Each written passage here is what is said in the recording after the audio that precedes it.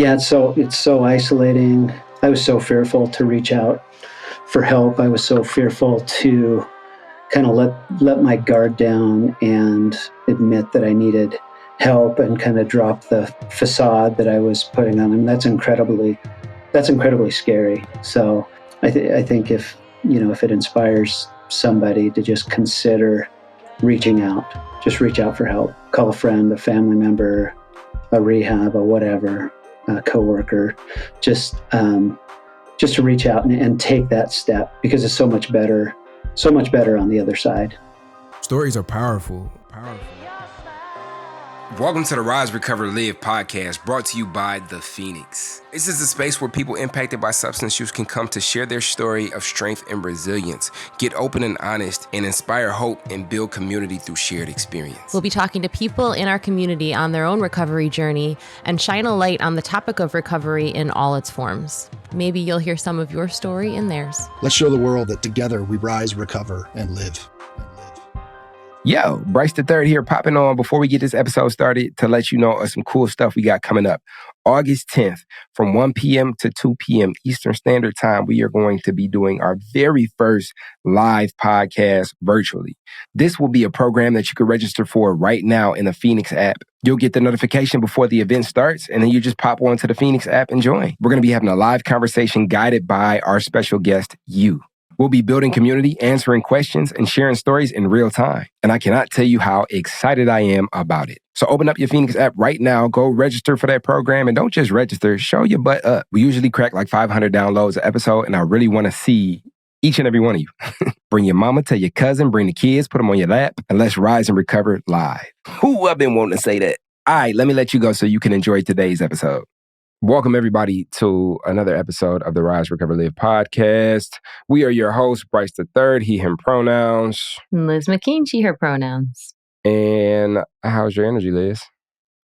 We're recording on a Friday, and we don't usually do that. So my cheese has been moved officially, but also it's Friday, and it's been a long week, and so I'm really happy. And we are able to talk to a guest today who we had some tech issues prior, which makes it all the more exciting to have the convo, because it's like you get a taste, you get just like that little bit of like, this is going to be a really cool person to talk to, and then we had to wait a little bit longer. So I'm excited about this convo. How about you? It sounds like a lot of anticipation on your end. Yes. I think I am in the same boat. From what I've heard about our guest today, he's doing some pretty cool stuff. He's in some pretty cool places. So I'm excited to dig into that. I got a lot of energy from last night. So this year is the 50th birthday of hip hop. Last night, I went to this event at the Charles H. Wright Museum and had like this discussion with all like the Detroit hip hop legends, and we ciphered, and I'm still floating off of that. So feeling really creative and feeling excited to have this conversation that we're going to have today. So Liz, who do we got? Today, we have our friend Stewart.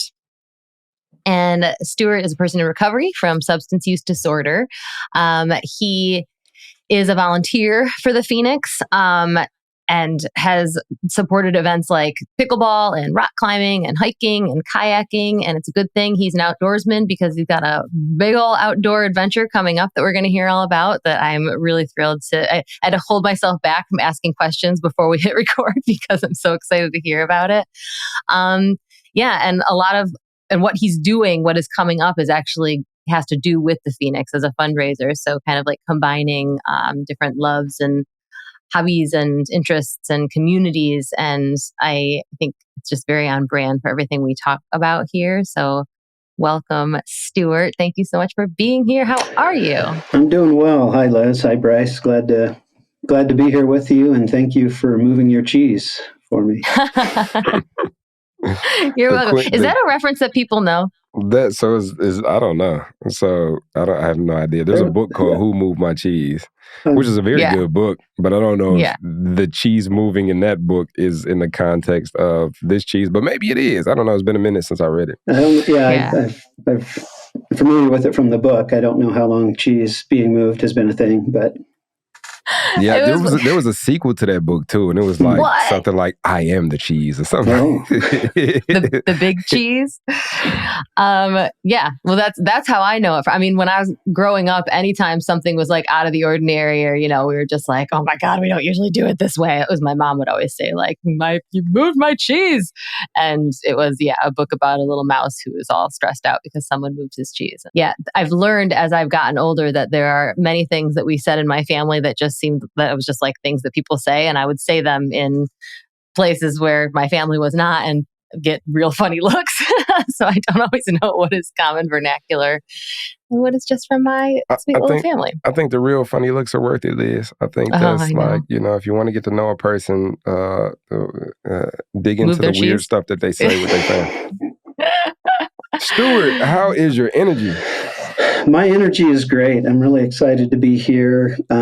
These last few weeks have been really nice because I've been kind of traveling around to see family. And it's actually the first time I've seen most of my family since getting sober. And so it's been a really, really neat experience to spend time with them.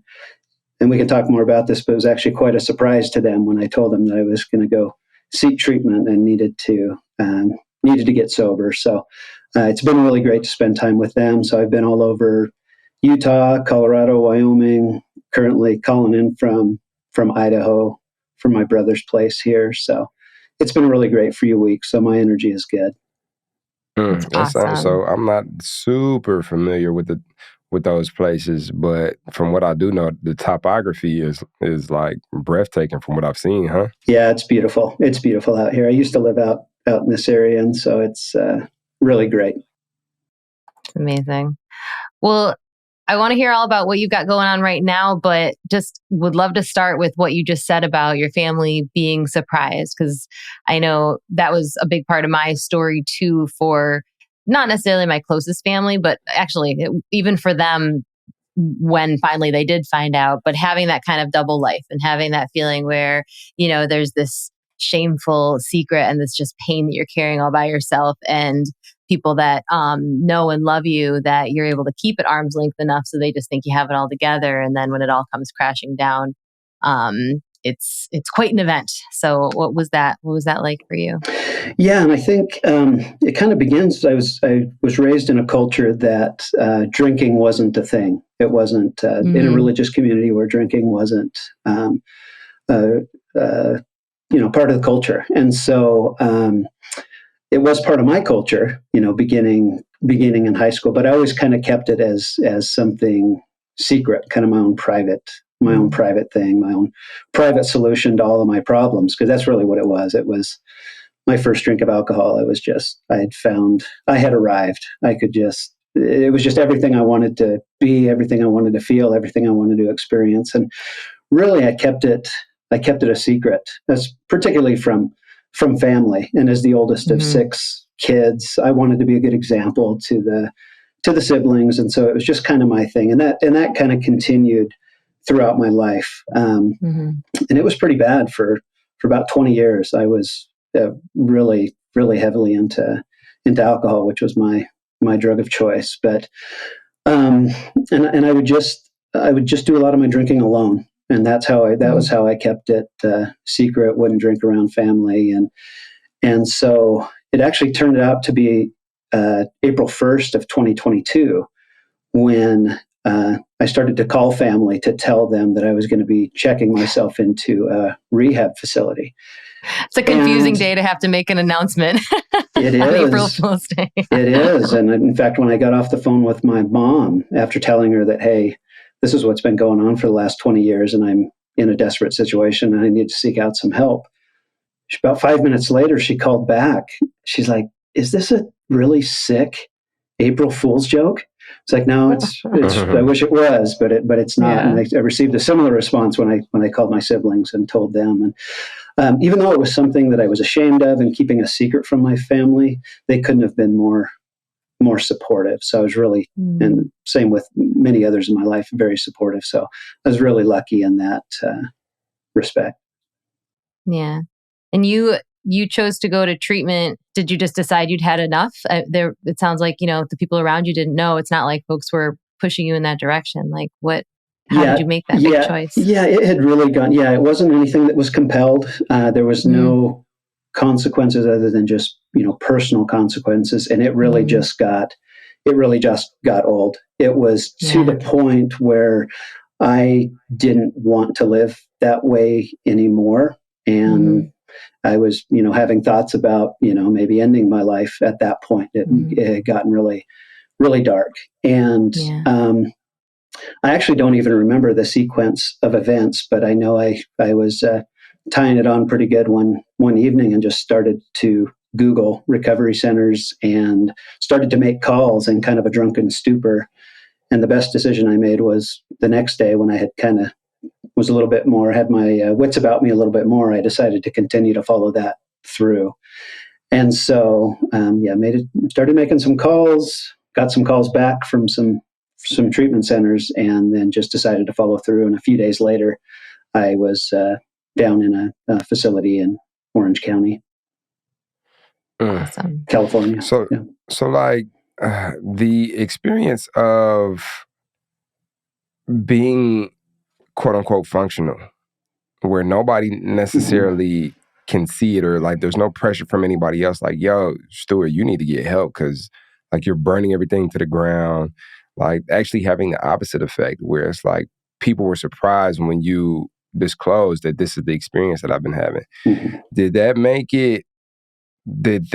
make it more difficult for you to lean into seeking help? I think it had just gotten so desperate. It wasn't like there was some people who knew, primarily, well, my ex-wife and kind of intimate relationships, girlfriends. They knew it was spent a lot more time with them and couldn't totally isolate. So there was people who knew. There was people who had encouraged me for years. So these very few people that did know that it was a problem, I received some encouragement, but just wasn't ready to actually take action on it. I wasn't ready to let go of my best worst tool for dealing with life. And it just got to the point, it really did have to come. It had to come, internally. And so, it was, I think it took longer than it should because I was isolating so much. I didn't have others, that maybe could have encouraged me or that made it really apparent that I did have a huge problem. So it just really had to come down to getting to a desperate situation on my own where I knew something really had to give. You hear the story a lot about people drinking or using any kind of substance, and in the beginning it's like it's kind of accepted and you surround yourself with other people who are doing it, and it sounds like for you there was that kind of sense of shame and isolation from the very beginning. So it was almost like you had accepted that this is just the way you were going to have to live your life until there was finally got to a time that you were like, actually I can't live my life that way. And to not have those really obvious to the rest of the world external consequences happening, I think is I'm so glad that you're talking about it, because there's people who think that, well, if I'm not getting pushed in that direction, or if I don't have, all of the obvious signs, then maybe I'm not supposed to go get help. Maybe I should hide this more. And we also look around at other people in our lives and we just assume everybody has it together if they look like they have it together. And it's just like, you don't know what somebody's going through. And also just like validating what you're going through is something that's really powerful. So thanks for being open about that. Yeah. And it was, you mentioned people, you just never know who's struggling. You never know who's having a problem. I became a master at putting on the show. I could put on the face like everything was okay. I mean, it was it was hard to tell the real me from the fake me that I was trying to be. And I got good. I am a sneaky little bugger. I mean, I was just hiding it from everyone. And even the people that I was drinking with, they had no idea how much, because I'd have my little solo pre-party before drinking, and then go and drink way too much with people, and then have my after party. And so I was just a sly little guy, just doing my thing. Nobody really knew the extent of what was going on, and it just gets exhausting trying to keep up those appearances. Like things are good on the outside, but just inside, just miserable. Oh my gosh, yeah. I think too. I don't know. It's scratching this intellectual, spiritual itch right now in me, because it's like in life now, in recovery for me, there can be this relationship with things like being successful or like being accomplished, and it's like how much of that is informed by how much people recognize what it is that I do, or that I'm doing a good job, and that continuous like, yo, like you're doing great. Like how much of that do I use to inform how successful I am or how good I'm doing, right? And then so flip side, when in active addiction, active alcoholism, like nobody's saying, yo, you need help. You know, how do I determine the help that I need? And I think the fact that you had the experience of like, yo, like I can put the face on. Nobody really knows what's going on, but like I know I need help. I have this inclination to seek something. I need something other than what it is that I've been doing. Like that seed, it seems to me, was planted early. Has that translated into now where it's like, okay, what do I need to fulfill me? What do I need to live a great life? Like, is that internal mechanism that drives you to discover things in life? Did that transfer from then to now?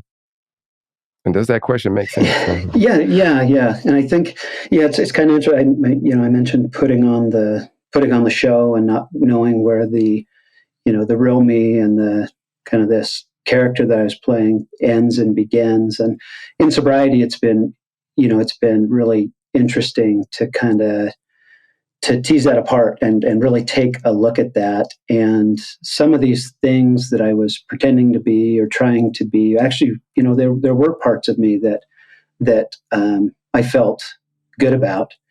I just didn't feel like I could fully let those things out without a little bit of courage or a little bit of that ease that comes from a drink or whatever your go-to is. And so it's been a really interesting journey to kind of discover that some of those things that I just thought I was faking all along is I've actually got some of those good qualities that can serve me well in sobriety if I just let them out. And that translates into, being able to to do things and, experience success in life as well. Yeah, because it's like what guides your direction now? Because even on this tour that you're doing, like who's telling you to do this? Is it self-driven, or did somebody say you, Stewart, need to do these things? Right?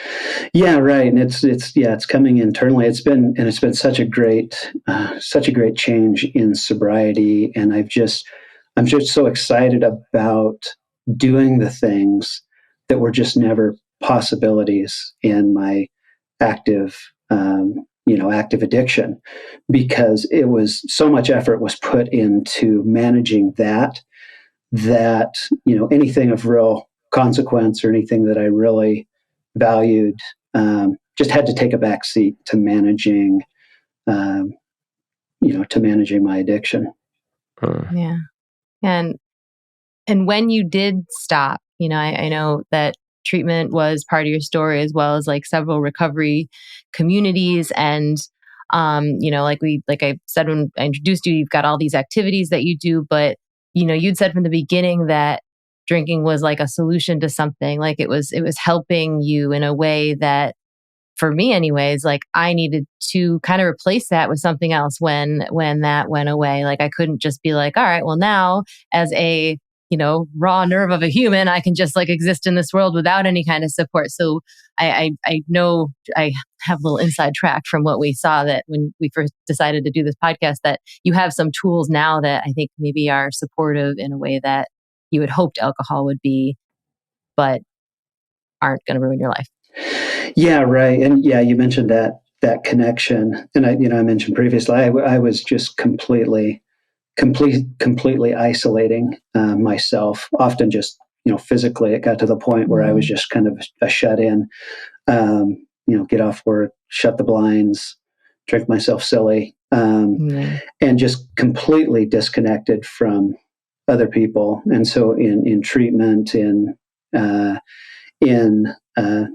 therapy, I was able to explore some of those things in getting involved with recovery groups and with the Phoenix. And some of those activities was huge. I was just kind of trying to attack it from all sides, meditation, breath work, all of these different things. I don't think that there's one specific thing that has contributed most to my recovery. I'm just trying to really attack it from all sides. So it's been really great to explore all of those different things and really just dive all in to all of those things and take what works and leave what doesn't. Well, and those tools, like the alcohol tool leads you to a room all by yourself with the blinds shut. Yeah. And these tools lead you to people and the great outdoors and, a pretty enormous adventure that you've got coming up ahead of you. Yeah. And when it came to the alcohol, it was always about trying to get a change. It was always trying to get a head change. So, it's not like in sobriety, everything's great. I'm still a mess, still a mess up in this noggin of mine.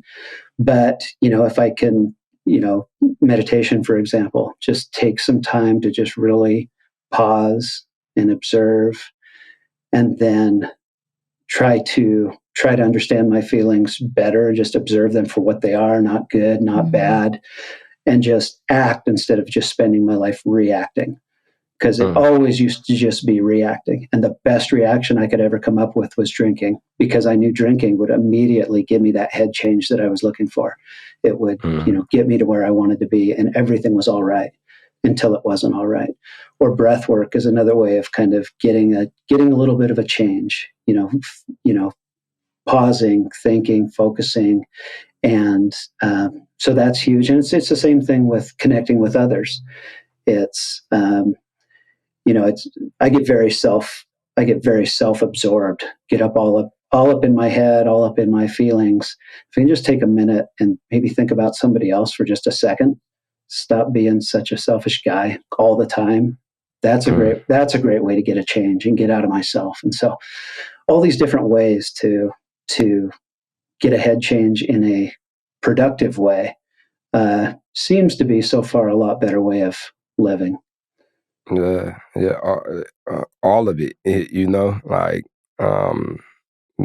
it's not black and white for real. And how you spoke so eloquently on both the importance of human connection and community, as well as like solitude. I think we talk a lot about human connection because, we're coming from the viewpoint of the Phoenix, where it's like, look, tap into something bigger than you, tap into people, like get into this energy that aligns with your future. But just like Liz said, our active addiction, alcoholism, could leave us in a room all alone with the blinds shut.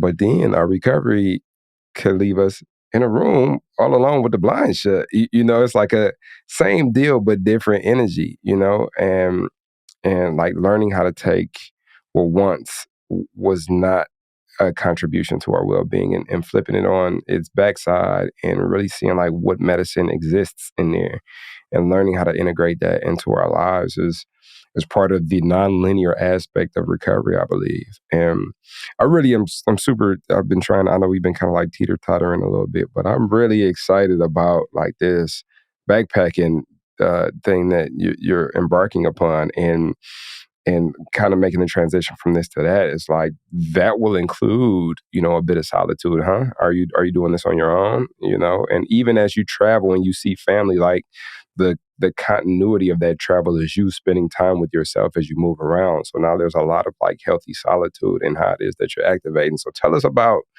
like this backpacking trip and, what that experience has been like to travel as you have and what you're excited about an experience to travel like you plan to. Yeah, so the trip that I'm going to be doing is the Pacific Crest Trail, and that's a trail that goes from the Canadian border through the states of Washington, Oregon, California, and ends down at the Mexican border. So it's a 2,650 mile trail that's been on my bucket list for years and years.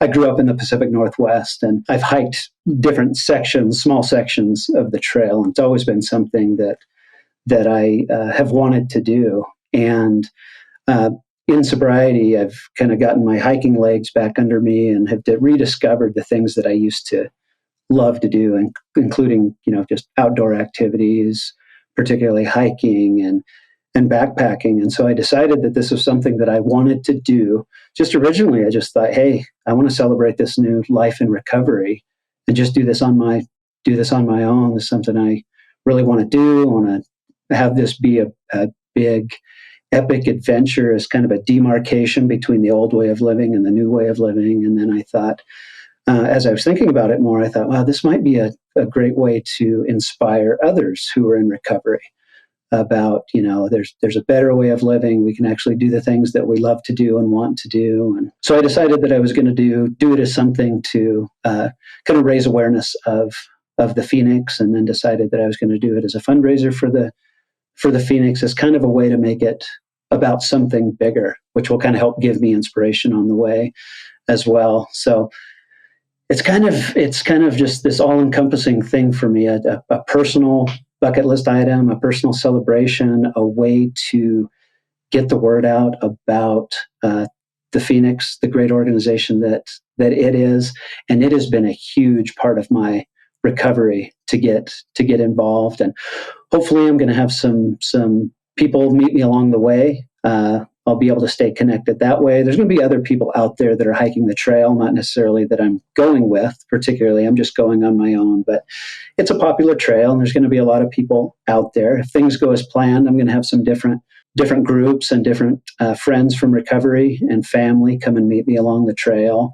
And now I've got social media, which I haven't had for a while. So now I know how to make a reel and I know how to post a picture and all this kind of stuff. So hope to just really spread the word and make it kind of a journey that people can follow along with. And maybe it can get the word out to somebody, hopefully more than one somebody, just about some great, just recovery in general, substance use disorder in general, recovery in general, but then also about the great resources that the Phoenix has available. So that's kind of the journey. I take off in a couple of weeks on the June 26th, and I start from the north at the Canadian border and make my way south. It's going to take me about 4 months. So that the target is to finish down near San Diego at the Mexican border around Halloween. So now, is there like specific preparation to this, to building up to like hiking that length of space? Yeah, well, there's the gear preparation. So I'm pretty well geared up now with some ultralight stuff that'll be bearable to carry around on my back for 4 months, because I just backpack and camp the entire way. And the nice thing about the trail is about every week or so, on average, I'll be coming across a crossroad or a town. I'll either hitchhike into town or hike into town and resupply. So I'll be able to resupply on the way. Other than that, it's just been doing a lot of hiking and getting my legs back under me. And yeah, that's about the preparation for it. It'll be, I'm all excited about it now. I mean, there's going to be some times where I'm probably going to be pretty miserable and ready to just get the heck out of there. But again, I think that's where it's going to be really helpful to have it kind of maybe be about something other than just me out there getting lost in the woods for 4 months. This is such a dumb question, but I'm going to ask it anyways. Is this the same trail that, is it Cheryl Strayed in Wild did it? There's a whole movie about this. It's so cool. Yeah, that's where most people are familiar with it from that book and that movie. Yeah. But yes, that's the trail. That is wild is what that is. Right. That's super cool. I love that it's a combination. It's like that, like what Bryce was saying earlier about, having recovery take you to places where you're connected in community, and then also bringing you to the place where you're connected by yourself. And, to feel, I mean, really like for me, I talk about just feeling safe within my own self, and that's a really big deal. And then having trust in other people and just faith in the journey that it's going to take you where it's going to take you. It's like a lot of elements of recovery in one. And the fact that you brought in a service aspect to it is incredible, because it could be a very all about me, and I mean, and people do things like this that are very internal journeys. And, the best way we can show up in the world is as our best self. So that's certainly a service too. But to put all those things together in one, like, this is for me, this is for my community, this is for, I mean, our culture around substance use disorder. Like, I mean, that's a incredible, like, just to even be planning it is a huge accomplishment as a human being. You said you're a mess up in here in your head, and I would just argue that you're sorting it out pretty beautifully. I think most of us feel like we're a mess in our heads, and you're taking that and putting it out into the world and doing something that is really incredible. So are you able to can you feel a little bit like, I don't know, good about yourself in that way? Like, it's a big thing. Well, I'm excited about it. I haven't done anything yet, so we'll see. I'll feel better as I make my way along. Hey, you learned how to make a reel. I do know how to make a reel. I think I've made 3 reels now, so I'm kind of an influencer, I guess you could say. But Herculean. Yeah. But I'm excited about the chance to do it. Whatever the outcome. A lot of things can happen on the trail, but I think just a good way to, like I said, a celebration, a challenge, a way to, I'm going to have a lot of time to think and try to stay in my head in a good way, and connect with other people, get the conversation started about recovery, and hit some meeting, as I hit towns on the way, hit some 12-step meetings as I make my way down. 12-step has been a part of my recovery story. So I'm just excited for the adventure of it, and excited to be able to just wake up early in the morning, not be hungover, and just enjoy the day, be out in nature where I love, where, be in the mountains where my heart is, and just be able to enjoy that on its own terms, take it all in. I think it's going to be a great experience. Speaking of connecting with people, how can people get behind what you're doing for the fundraiser aspect of it? Yeah, so I'm going to be, I'll be posting some more information on my social media, my Instagram and my Facebook, and I'm going to have links posted there. So I think the most important thing is just, follow me and share the information there. You never know. Even if I guarantee, if you're listening to this, obviously you know somebody in recovery, but there's probably somebody like me that you don't even know needs this, or needs a little bit of inspiration, or needs to get that conversation going, or just know that there's other people in there, out there in recovery. So I think it's just a matter of, following my adventure, sharing my adventure. There'll be a link in there to the Phoenix website, where there's going to be some more information about my story posted, and how you can help to, contribute to the great things that the Phoenix is doing. So I'd say just share it. Just get the word out there, and inspire somebody else who may need, may need a little bit of inspiration in their life. For those listening, those links will be in the show notes of this podcast. Mm-hmm. Yeah. So a way to share it would be to also share this podcast if you want to inspire someone. Nice wrap around there, Liz. I know. You're becoming a professional. Tie it with a bow. Well, I do think, like, for someone who might be right now still in that room with the blinds drawn, not sure how they're possibly going to get to the next day, or how could they possibly, find the courage to make the call to a treatment center, to a family member, or, whatever that first step looks like for someone, to know that, you were there and not that long ago, and now this is where you are. That it's possible is just, it's so hard to imagine when you're in that space, and it's so actually true. Yeah, it's so isolating. I was so fearful to reach out for help. I was so fearful to kind of let my guard down and admit that I needed help, and kind of drop the facade that I was putting on. I mean, that's incredibly scary. So I think if it inspires somebody to just consider reaching out. Just reach out for help. Call a friend, a family member, a rehab, a whatever, a coworker. Just to reach out and take that step, because it's so much better on the other side. There's for sure somebody that's listening to this podcast that is inspired. There's for sure. So before we get out of here, question. If you could go back in time and pick any version of Stewart to tell him something, what version of Stewart would you grab and what would you tell him? Well, if he would listen, I would talk to probably that little 8-year-old version of Stewart, because that's around the time period, for whatever reason in my life, I just decided that I needed to hide, that I couldn't be me, that I needed to start to build up this facade to feel better about myself. I would have just told little scared 8-year-old Stewart that things are going to be okay and you're safe, and no need to go run and hide. Just be you, and everything's going to be all right. 8-year-old Stewart. Everything's going to be all right. I feel like we all need to hear that. Well, thanks, Stewart, for coming and sharing your story. I'm super excited to continue to follow your journey, as I'm sure all of our listeners are as well. Liz, you want to take us on?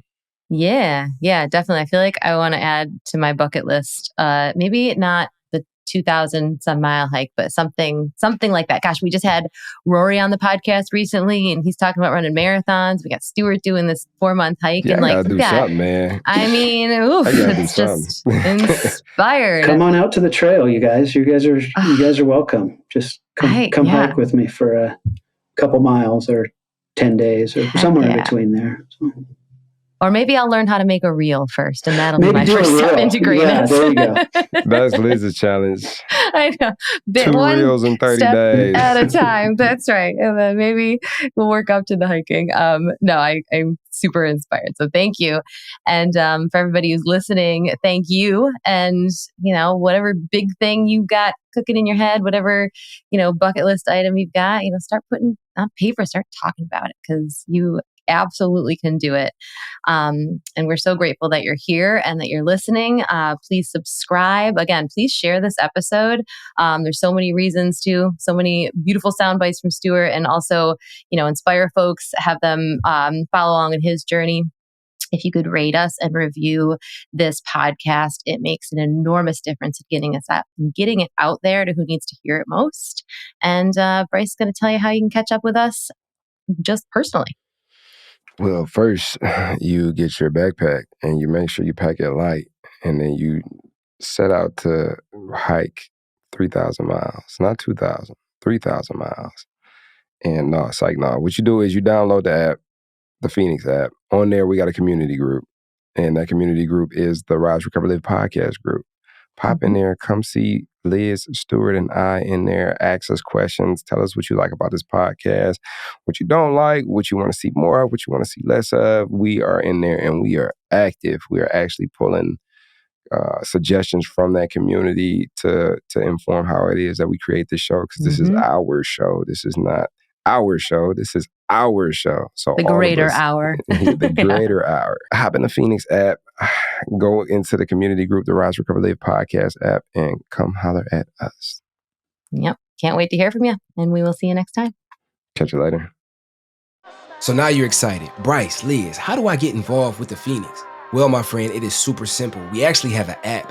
Head over to the Google Play Store or the Apple App Store, or look in the show notes of this podcast, wherever you're listening to or watching this podcast, and go download the Phoenix app. The Phoenix app makes it so easy to find classes that are near you, or to access our virtual class schedule where you can hop on from the comfort of your home. You can also join our groups and have a conversation with someone from the Phoenix community from anywhere in the world. Please make sure that you join the podcast group where you can connect with Bryce and I and other listeners. Everything that you need is in the show notes. You can also head to our website at www.thephoenix.org. And maybe while you're there, you click the volunteer tab and get even more involved.